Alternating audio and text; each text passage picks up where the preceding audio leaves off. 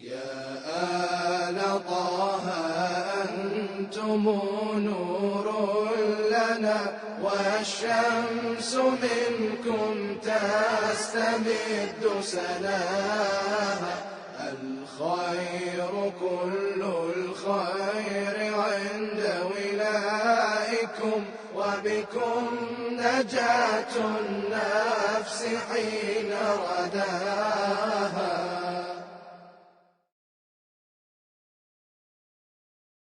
اعوذ باللہ من الشیطان الرجیم بسم اللہ الرحمن الرحیم الحمد للہ رب العالمین اللہم صل علی محمد وآل محمد وعجل فرجہم ولعن واہلک اعداءہم۔ اللہ کے پیارے رسول حضرت محمد مصطفیٰ صلی اللہ علیہ وآلہ وسلم کا ارشاد جو وصیت کی شکل میں لفظ وصیت اور کلمہ وصیت آپ کے جن احادیث میں موجود ہیں، خصوصاً وہ کلمات جو آپ نے اپنے وصی برحق امیر المؤمنین علی بن ابی طالب علیہ السلام کے لیے ارشاد فرمائے ہیں اور وصیت کے طور پر ارشاد فرمائے ہیں، ہم سلسلہ وار آپ کی خدمت میں پیش کرنے کی سعادت حاصل کر رہے ہیں۔ دوستو، ان وصیتوں کو انشاءاللہ ہمارے جوان نوٹ کریں گے اپنے ڈائریز میں، اور لکھنے کے ساتھ ساتھ مختلف جگہوں پر بینرز کی شکل میں، مختلف جگہوں پر قابل استفادہ جہاں پہ مجالس ہوتے ہیں، مساجد ہیں، جہاں پہ نماز ہوتے ہیں، اجتماعی پروگرامز ہوتے ہیں، یہ وہ وصیتیں ہیں جو ہر انسان کی زندگی میں ضروری ہیں، اس لیے کہ وہ نبی کریم جو سارے انبیاء کے سید و سالار و سردار ہیں، خلقت خداوندی میں اس جیسی کوئی ذات خلق نہیں ہوئی، وہ ہستی اس ہستی کے لیے پیش فرما رہے ہیں جو رسول گرامی اسلام کے بعد جس کی کوئی مثال کائنات میں نہیں ملتی۔ اب وہاں پہ رد و بدل ہونے والے کلمات حدیث کی شکل میں، وصیت رسول کی شکل میں، تاکہ وہ باتیں جو لوگ بنا کے مومنین کو بھٹکانے کے لیے، راستے سے ہٹانے کے لیے کہ نبی کریم نے کوئی وصیت نہیں کی،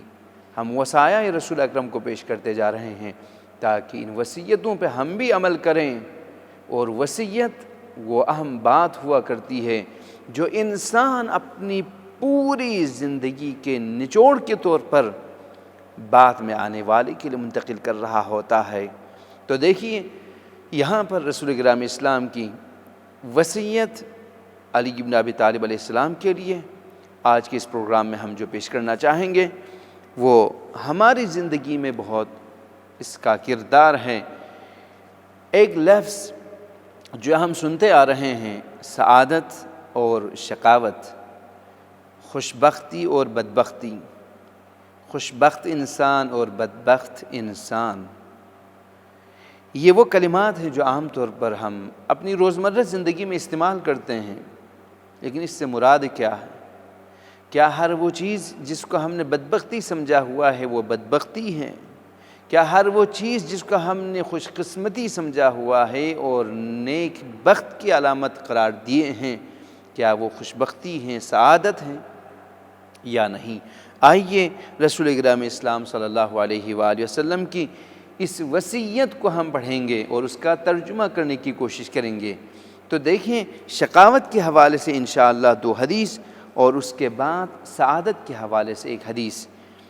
قال رسول اللہ صلی اللہ علیہ وآلہ وسلم یا علی 4 خصال من الشقاوہ۔ اے علی، پاک رسول خدا ارشاد فرما رہے ہیں، اے علی، شقاوت، بدبخت انسان کی علامتیں ہیں، نشانیاں ہیں، ان میں سے 4 علامت، ان میں سے 4 خصوصیتیں یہ ہے کہ جمود العین، اس کی آنکھوں میں آنسو بہت دیر سے آتا ہے، مومنین کرام، یہ دیکھیں اللہ تعالیٰ کے فضل و کرم سے ائمہ اہل بیت علیہ السلام کے فرامین اور ان کے دامن کو مضبوطی سے تھامنے کی وجہ سے یہ چیز مومنین کے اندر پائی جاتی کہ دل نرم ہوتا ہے، ان کی آنکھوں سے آنسو ٹپکتا ہے، یہ آنکھیں رونے کے لیے آمادہ ہیں۔ اگر کہیں پہ کوئی شخص دیکھ لیں، کوئی گروہ دیکھ لیں، کوئی بھی ہو، کسی بھی فرقے سے، کسی بھی گروہ سے، کسی بھی شکل و صورت میں، اگر آنسو مظلوم کی مظلومیت پر اس کی آنکھوں سے نہیں ٹپکتا، اس کا دل نرم نہیں ہوتا، اللہ کے حضور اپنی ذلت کو بیان کرتے ہوئے ان کی آنکھوں سے آنسو کے ٹکڑے نہیں نکلتے، تو اس کا مطلب یہ ہے کہ جمود العین یہ علامت ہے شقاوت کی، یہ علامت ہے بدبختی کی۔ اگر کوئی شخص ہو اس کی آنکھوں کے بارے میں یہ جو وصیت رسول گرامی اسلام صلی اللہ علیہ وآلہ وسلم فرما رہے ہیں اس کے لیے برابر لگتا ہے، تو اس کا مطلب ہے کہ یہ شخص قسی القلب ہیں، یہ شخص شقی ہیں، یہ شخص بدبخت ہیں۔ اور ہر وہ شخص جس کی آنکھیں اس کے دل کے ترجمان بن کر، دل میں موجود رحم دلی کا ترجمان بن کر آنسو ٹپکاتے ہیں، تو پھر یہ آنکھیں رحمت والی آنکھیں ہیں، خوش قسمت آنکھیں ہیں، بلکہ یہ شخص خوش قسمت ہیں، یہ شخص بدبخت نہیں کہلا سکتا۔ اور دوسری جو خصوصیت وہ قساوت القلب، دل کا سخت ہونا، سنگ دل ہونا، بدبختی کی علامت۔ عجیب عبارت ہے کہ انسان بدبخت ہے یا نہیں کہاں سے پتہ چلے؟ دو خصوصیت یہاں پہ ہم نے ذکر کی، دونوں کا تعلق انسان کے اپنے نفس اور اپنے اندرونی حالات اور کیفیات سے ہیں۔ کل کوئی اٹھ کر دوسرے لوگوں کے پیچھے نہ پڑیں کہ کس کے آنکھوں سے آنسو ٹپک رہا ہے اور کس کے دل کے اندر شقاوت ہے یا نہیں، قساوت ہے یا نہیں، تاکہ پتہ چلے کہ وہ بدبخت انسان ہے یا نہیں۔ دوستو، شقی وہ ہے جس کی آنکھیں آنسو نہیں بہاتی، شقی وہ شخص ہیں، شقاوت کی علامت ہیں کہ جس شخص کے دل کے اندر، اس سینے کے اندر دل نہیں بلکہ پتھر ہیں۔ شقاوت، قساوت قلبی، سنگ دل ہونے کی بہت سارے خصوصیات، بہت ساری علامتیں، بہت سارے اعمال ہو سکتے ہیں۔ مثال عرض کرتا ہوں، بہت سارے کام ایسے ہیں جس کو انجام دینے کے بعد انسان کا دل سخت ہو جاتا ہے، ان میں سے ایک گناہ ہے۔ جب انسان بار بار گناہ انجام دیتا ہے تو اس کا دل قسی ہو جاتا ہے، سنگ دل ہو جاتا ہے، پتھر کی طرح سخت ہو جاتا ہے۔ اور پتھر کی طرح سخت ہونے والے دل کے بارے میں قرآن کا ارشاد یہ ہے کہ فرماتے ہیں ثم قست قلوبکم من بعد ذلك فهي كالحجارة او اشد قسوة، تمہارے دل پتھر کے مانند سخت، ہدایت سننے کے بعد، ہدایت پہنچنے کے بعد اتنے سخت، بلکہ پتھر کو بھی وہاں پہ فرمایا قرآن کی اس آیت میں سورہ مبارکہ بقرہ میں کہ پتھر تو تمہارے دل سے بھی تو اچھے ہیں، نرم ہیں، اس لیے کہ پتھر سے کبھی چشمے پھوٹتے ہیں تو کبھی سبزہ نکلتا ہے، کبھی سبزہ اگ جاتے ہیں۔ تو دیکھیے یہ وہ ساری چیزیں ہیں جو پتھر کی صفت اور خصوصیت کو بیان کر رہے ہیں۔ اور یہاں پر تیسری جو علامت ہے وہ یہ کہ انسان وبعد العمل، کوئی شخص اس وقت شقی ہے جب اس کی آرزوئیں لمبی لمبی ہو جاتی ہیں اور بڑی بڑی آرزوئیں وہ رکھتے ہیں۔ دوستو، جوانوں، آرزو اگر آپ کی دنیا اور آخرت کی سعادت کے لیے ہو، اللہ کی اطاعت کے لیے ہو، تو یہ آرزو نہیں بلکہ یہ تو اطاعت ہیں، یہ تو عبادت ہیں۔ آرزو ان چیزوں کے لیے جو انسان کے وقت تو لے لے، اس کے عمر کو تو اس سے چھین لے، لیکن پہنچنا ممکن نہ ہو، خصوصاً جو مادی آرزو انسان کے ہاتھوں میں ہوتی۔ تو بڑی بڑی آرزوئیں، لمبی لمبی آرزوئیں، تمنائیں، اور ایسی چیزوں کے حصول کے لیے انسان خیالی پلاؤ کھاتے رہیں جن تک پہنچنا انسان کی ذمہ داریوں میں شامل نہیں ہے۔ بعض دوستوں کے ذہن میں یہ بات آ جائے شاید کہ جن تک پہنچنا ممکن نہیں ہے، شاید ایسی تمنائیں نہیں رکھنی چاہیے۔ نہیں دوستو، بلکہ ہر وہ تمنا اور آرزو جس سے انسان کی ذمہ داری کا کوئی تعلق نہیں ہے، اللہ کی اطاعت کا کوئی تعلق نہیں ہے، ان آرزوؤں اور تمناؤں کا رکھنا انسان کو شقاوت میں بدل دیتا ہے، شقی بنا دیتا ہے، بدبخت بنا دیتا ہے۔ اور چوتھی خصوصیت وحب الدنیا من الشقاء، اور انسان کی بدبختی کی علامت یہ ہے کہ دنیا کی محبت اس کے دل میں کوٹ کوٹ کر بری ہوئی ہے۔ شاید محبت دنیا کے بارے میں گفتگو ہو تو بہت ساروں کے دلوں میں یہ بات آ جائیں کہ مثلا کوئی شخص تجارت کرتا ہے تو وہ اپنی ترقی چاہتا ہے، کوئی شخص محنت کرتا ہے تو وہ اپنی کمائی کے ذریعے سے دنیاوی ترقی کرنا چاہتا ہے۔ تو دوستو، دنیا کمانے کو محبت دنیا نہیں کہا جاتا۔ دنیاوی اس کے پاس امکانات، ہر امکان، ہر سہولیت اس کے پاس موجود ہو تو سہولیتوں کا موجود ہونا دنیا کی محبت نہیں کہلاتا، بلکہ محبت دنیا سے مراد یہ ہے کہ ایک شخص اپنا دل لگاؤ اس حد تک وابستہ ہے ان مادی چیزوں سے کہ اگر اس سے تھوڑا سا بھی ہٹانا ہو یا ہٹایا جائے تو پھر یہ شخص پاگل ہو جاتا ہے، یہ شخص افسردہ ہو جاتا ہے، اس شخص کے اوپر مصیبت ٹوٹ پڑتی ہے۔ مثال لے لیجیے، ایک شخص شاید اس کے پاس دنیاوی سہولتوں میں سے کچھ بھی نہ ہو، پیسے نہ ہو، مال نہ ہو، لیکن گھر میں ایک چھوٹی سی چیز ہو، وہی چھوٹی چیز اسے چھن جائیں، وہ خراب ہو جائیں، اس میں نقصان ہو تو اس کی نیند خراب ہو جاتی ہے، اب وہ سو نہیں سکتا۔ لیکن اس کے مقابلے میں ایک شخص ہے جس کے پاس دنیا کی تمام سہولیتیں موجود ہیں، لیکن ان میں سے کوئی بھی چھین جائے، اس سے چھن جائے یا چھین لیا جائے تو اس شخص کے اوپر کوئی اثر نہیں پڑتا۔ اللہ کی نعمت تھی، عطا ہوئی تھی، اللہ نے چھین لیا۔ یہ شخص جس کے اندر کچھ بھی نہیں ہے دنیاوی اعتبار سے، لیکن دل کے اندر کوٹ کوٹ کر دنیا کی محبت بری ہوئی ہے، وہ محب دنیا ہے۔ اور وہ شخص جس کے پاس بہت سارے اموال موجود ہیں لیکن ان سے وابستہ نہیں ہے، اللہ کے احکام کے مطابق وہ خرچ کرتا جا رہا ہے، اموال کی موجودگی کے باوجود یہ شخص محبت دنیا اس کے دل میں نہیں۔ اور اسی شقاوت کے حوالے سے ارشاد ہے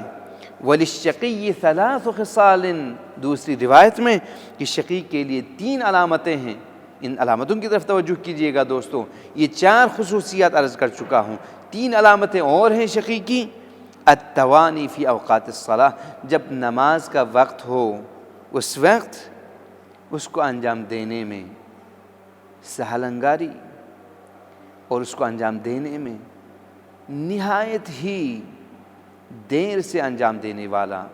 نماز کو اہمیت نہ دینے والا، وقت میں جب نماز کا وقت ہو تو اس کو چھوڑ دیتے ہیں بعد کے لیے، تھوڑی دیر بعد، تھوڑی دیر بعد، تھوڑی دیر بعد۔ یہ جو توانی اس کے اندر موجود ہیں، یہ شقی بننے کی علامتوں میں سے ہیں۔ یہ بندہ شقی ہو چکا ہے، اگرچہ وہ نماز پڑھتا ہے، نماز اس کی قضا نہیں ہوئی، لیکن نماز کا وقت ہوا اور اس نے وقت نماز کی اہمیت کو اپنے اندر ظاہر ہونے نہیں دیا، شقی ہے۔ شقاوت وکثرت الکلام فی غیر ذکر اللہ، اللہ کی یاد چھوڑ کر باقی چیزوں میں اتنا بولتا ہے، اتنا بولتا ہے، اتنا بولتا ہے کہ اس کی زبان رک ہی نہیں جاتی، تو یہ شخص شقی ہو گیا ہے۔ بدبخت کی علامت ہے، بدبختی کی علامت ہے، شقاوت کی علامت ہے۔ اور تیسرا وَقَلَّ مَا يَرْغَبُ فِي طَاعَةِ اللَّهِ، بہت ہی کم اللہ کی اطاعت کے لیے تیار ہو جاتا ہے، جہاں پر بھی اللہ کے اطاعت والی چیزیں آ جائیں تو کوئی نہ کوئی ٹال مٹول بہانہ بنا کے وہ اس سے دور ہو جاتا ہے، جہاں پر بھی اللہ کے مخالفت والی چیزیں ہوں وہ سب سے پہلے پہنچ جاتا ہے۔ شقی کی علامتوں میں سے اب سعادت مند کون ہیں، خوش بخت انسان کون ہیں، وہ شخص جو خوش بختی کے اس مقام پہ پہنچے ہیں وہ کون ہیں؟ تو انہی روایات کی روشنی میں جو وصیت کے طور پر رسول اکرم اسلام سے وارد ہوئے ہیں، وَلِلسَّعِيدِ خَمْسُ خِصَالٍ، جو شخص سعادت مند ہیں، جو شخص خوش قسمت ہیں، جس کی بدبختی کے آثار ختم ہو کر خوش بختی کے آثار اس کے اندر پیش آئے ہیں، وہ کون؟ أَن يَقُولَ الْحَقَّ وَلَوْ عَلَيْهِ، وہ حق بول لیتا ہے اگرچہ وہ حق بولنے کی وجہ سے اس کی اپنے خلاف کوئی کارروائی ہو، اس کے لیے کوئی نقصان ہو، اس کے اپنی بہت ساری چیزیں ان سے چھن جائیں، یعنی حق اس کے خلاف ہو جاتا ہے۔ یعنی مثلاً عرض کر رہا ہوں، کوئی شخص ہے، اس کی کوئی چیز موجود ہے کسی مومن کے پاس، اگر یہاں پر وہ گواہی دیں تو پھر اس کا نقصان اس کو بھی ہوگا، وہ اپنے نقصان کو نہیں دیکھتا بلکہ اس گواہی کو وہ دے دیتا ہے۔ اور وَأَن يُحِبَّ النَّاسَ كَمَا يُحِبُّ لِنَفْسِهِ، اور لوگوں کے لیے وہ وہی چاہتا ہے جس طرح وہ اپنے لیے چاہتا ہے۔ اور دوسری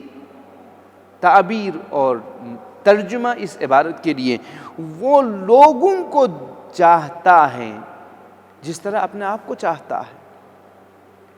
اس میں اور اس عبارت میں فرق ہے۔ وہ عبارت کہ انسان ہر وہ چیز اپنے لیے پسند کرتا ہے وہ دوسروں کے لیے بھی پسند کرے، نہیں، جس طرح سے آپ اپنے آپ کو پسند کرتے ہیں نا، اسی طرح سے دوسرے مومنین کو بھی دوست رکھیں، ان کو بھی چاہیں، ان کو بھی پسند کریں، لوگوں کے ساتھ محبت سے پیش آنا، چاہت،